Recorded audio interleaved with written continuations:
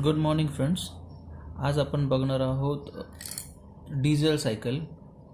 जसं की आपल्याला माहिती आहे की थर्मोडायनॅमिक्समध्ये वेगवेगळ्या सायकल्स असतात. काल आपण ऑटो सायकल शिकली, आज आपण डिझेल सायकल शिकणार आहोत. सो डिझेल सायकलबद्दल थोडंसं काही सांगायचं झालं तर diesel cycle basically it is used in diesel engines. ज्यांच्यामध्ये डिझेल हे फ्युएल वापरलं जातं त्यांच्यामध्ये डिझेल सायकल यूज केली जाते.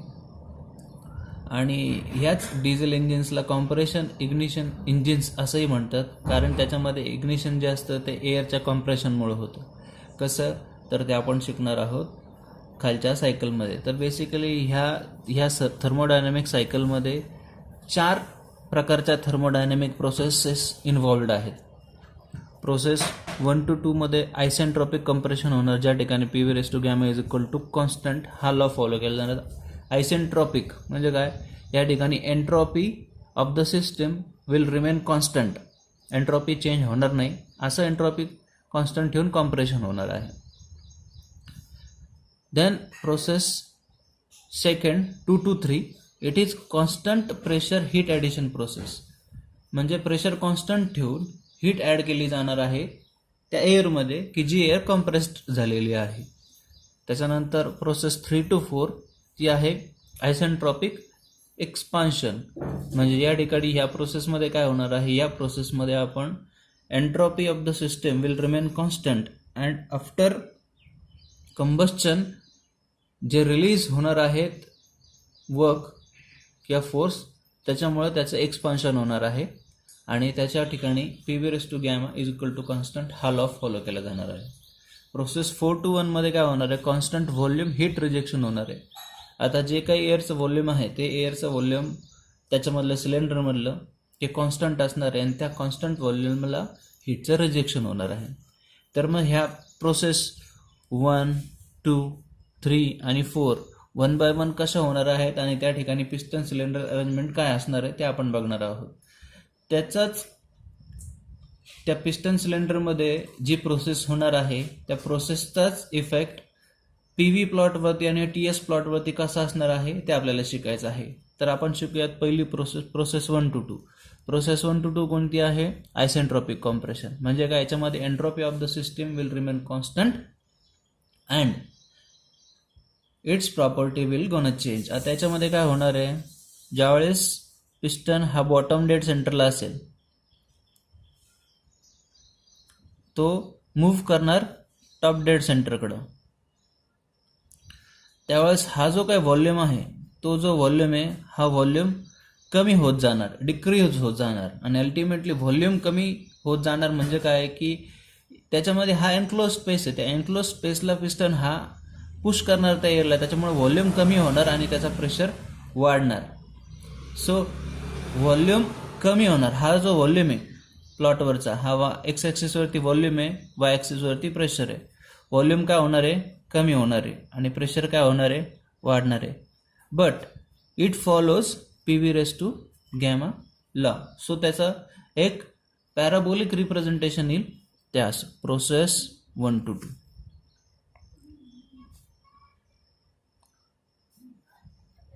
Which follows PV⁻⁴ constant. हा लॉ फॉलो केलाही ह्या प्रोसेसने. याच्यामध्ये काय झालं आहे, पिस्टन मूव्ह झाल्यामुळे व्हॉल्यूम कमी झाला आहे, इकडं लेफ्ट साईडला गेला आहे आणि प्रेशर वाढला आहे म्हणून तो अपवर्ड साईडला गेला आहे. आता याचाच फरक टेम्परेचर आणि एंट्रॉपी कर्ववरती काय होणार आहे, प्लॉटवरती वाय ॲक्सिस इंडिकेट्स टेम्परेचर आणि X axis indicates entropy. As this process is isentropic म्हणजे काय, एंट्रॉपी याची कॉन्स्टंट आहे आणि एक्स ॲक्सिसवरती काय आहे, एंट्रॉपी. बट कॉम्प्रेशन होताना आपल्याला माहिती की as pressure increases its temperature also increases. कोणत्या लॉनुसार, आयडियल गॅस इक्वेशननुसार. PV=mRT. म्हणजेच काय, त्याच्यामध्ये प्रेशर हे डायरेक्टली प्रोपोर्शनल आहे टेम्परेचरला, त्याच्यामुळे प्रेशर वाढतंय, टेम्परेचरसुद्धा वाढणार. बट कसं, एंट्रॉपी कॉन्स्टंट ठेवून. ही लाईन आहे एंट्रॉपीची, एंट्रॉपीचा हा पॉईंट आपण पकडला तर हा कॉन्स्टंट असणार आहे with respect to entropy, but त्याचं टेम्परेचर वाढणार आहे. 1 2 कळलं. So this is first process isentropic compression. आपण सेकंड प्रोसेस बघू. हे काय प्रोसेस 2 to 3, याच्यामध्ये काय आहे constant pressure heat addition process. आता याच्यामध्ये काय एकदा एअर कॉम्प्रेस झाली की त्याच्यामध्ये काय होणार हीट ॲडिशन होणार सोर्सकडून, but it will be at constant pressure constant याच्यामध्ये म्हटल्यानंतर आपल्याला PV प्लॉटमध्ये सपोज एक पॉईंट प्रेशरचा कन्सिडर केला तर ह्या पॉईंटला ते हीट ॲडिशन करणार. बट हीट ॲडिशन केल्यानंतर काय होणार as the air gains the heat त्याचं व्हॉल्यूम वाढणार, कारण आपल्याला माहिती आहे की हीट गेन केल्यानंतर कोणत्याही बॉडीचं व्हॉल्यूम वाढतं. सो इथं आपण या पॉईंटमधून या पॉईंटला कॉन्स्टंट व्हॉल्यूम पकडू. ही आहे process 2 to 3 heat addition process. Q indicates heat. आता याने काय होणार आहे टेम्परेचरवर आणि एंट्रॉपीवरती इफेक्ट काय होणार आहे. टेम्परेचरवरती आणि एंट्रॉपीवरती याचा इफेक्ट असं होईल की याचं ॲज प्रेशर कॉन्स्टंट आहे बट त्याचं व्हॉल्यूम वाढलं आहे म्हटल्यानंतर त्याने टेम्परेचर पण गेन केलेलं असणार आणि त्याची एंट्रॉपी पण वाढणार.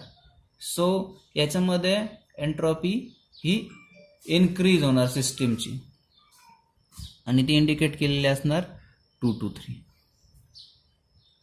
टेम्परेचर पण वाढले आणि एंट्रॉपी पण वाढली.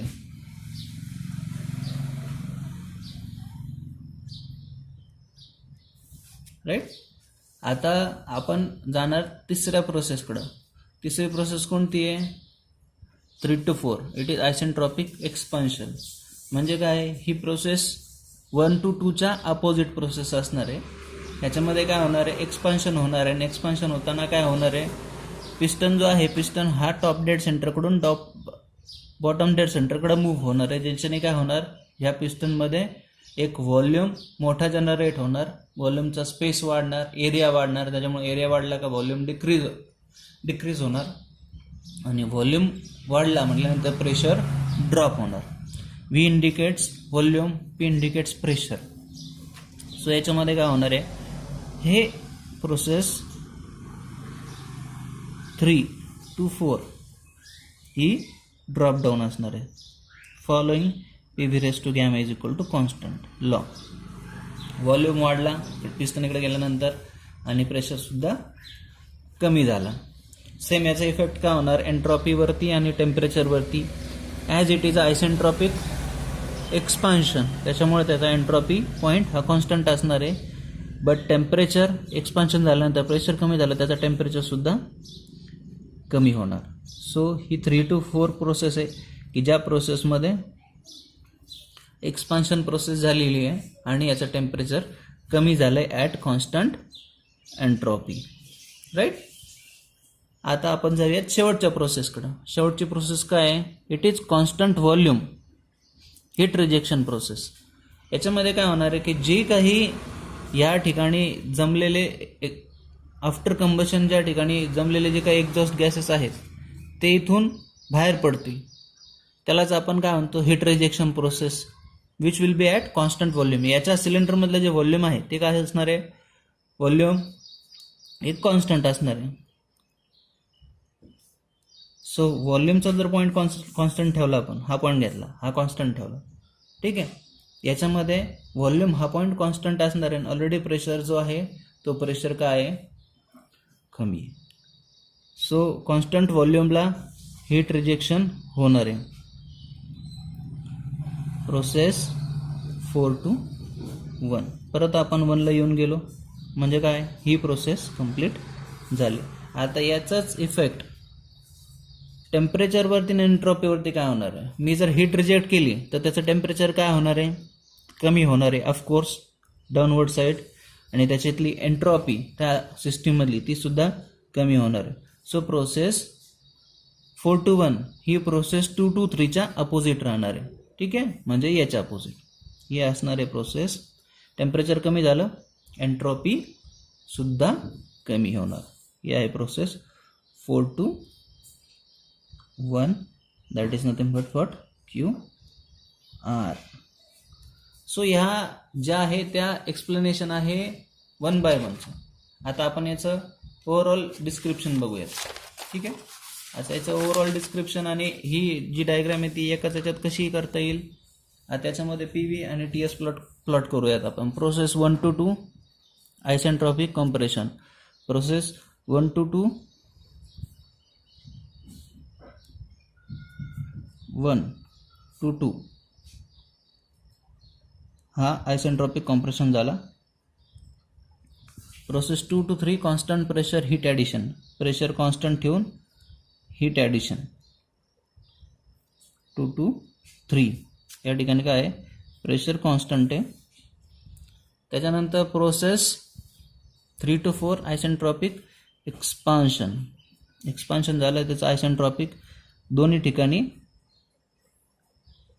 PV⁻γ is equal to constant. आणि process 4 to 1 constant volume heat rejection. Volume constant ठेवून हीट रिजेक्शन झालं. Volume is equal to constant heat rejection. आता याचा इफेक्ट TS प्लॉटवरती कसा होणार ते आपण बघूयात. प्रोसेस 1 to 2 प्रेशर वाढलं, टेम्परेचरसुद्धा वाढणार. एंट्रॉपी कॉन्स्टंट ठेवून isentropic compression 1 to 2. Process 2 to 3 याच्यामध्ये हीट ॲडिशन झाली आहे, त्याच्यामुळे त्याचं टेम्परेचर वाढणार, एंट्रॉपीसुद्धा वाढणार. राईट. Process 2 to 3. त्याच्यानंतर काय त्याच्यानंतर आहे हीट ॲडिशन झाली QA. त्याच्यानंतर काय आयसेंट्रॉपिक एक्सपान्शन म्हणजे एंट्रॉपी कॉन्स्टंट ठेवणार, त्याचं टेम्परेचर कमी होणार एक्सपान्शन नंतर 3 to 4. आणि 4 to 1 काय हीट रिजेक्शन म्हणजे त्याचं एंट्रॉपी पण कमी होणार आणि टेम्परेचर पण कमी होणार आणि ते रेस्टला येऊन जाणार. So this is the reversible cycle. याच्यामध्ये काय हीट रिजेक्शन होणार 4 to 1च्या दरम्यान. आता या थर्मोडायनामिक प्रॉपर्टीजमध्ये काय काय चेंज होणार आहे during this processes. Process 1 to 2 मध्ये प्रोसेस आयसेंट्रॉपिक कॉम्प्रेशनमध्ये काय होणार, प्रेशर वाढणार, व्हॉल्यूम कमी होणार. प्रेशर वाढणार, व्हॉल्यूम कमी होणार. त्याच्यानंतर काय होणार आहे, टेम्परेचर वाढणार, एंट्रॉपी कॉन्स्टंट राहणार. प्रोसेस 2 to 3च्या दरम्यान काय होणार आहे, प्रोसेस 2 to 3च्या दरम्यान प्रेशर कॉन्स्टंट, व्हॉल्यूम वाढणार, टेम्परेचर वाढणार, एंट्रॉपी वाढणार. प्रोसेस 3 to 4च्या दरम्यान काय होणार, 3 to 4च्या दरम्यान प्रेशर ड्रॉप डाऊन होणार, व्हॉल्यूम वाढणार, टेम्परेचर 3 to 4च्या दरम्यान टेम्परेचर कमी होणार, एंट्रॉपी कॉन्स्टंट राहणार. 4 to 1च्या दरम्यान काय होणार आहे, 4 to 1च्या दरम्यान व्हॉल्यूम सगळ्यात प्रेशर काय होणार आहे, प्रेशर कमी होणार, व्हॉल्यूम कॉन्स्टंट राहणार, टेम्परेचर कमी होणार, एंट्रॉपी सुद्धा कमी होणार. ठीक आहे. So this is nothing but what the diesel cycle is. याची इफिशियन्सी जी आहे ती इफिशियन्सी आफ्टर कॅल्क्युलेशन येणार eta efficiency of diesel engine air standard is equal to 1 - 1 upon R. R stands for compression ratio into the bracket gamma minus 1 into the bracket rho raised to gamma minus 1 upon gamma into the bracket rho minus 1. याच्यामध्ये row हा explosion ratio आहे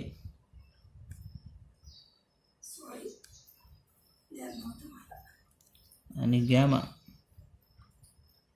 R हा is equal to आहे compression ratio.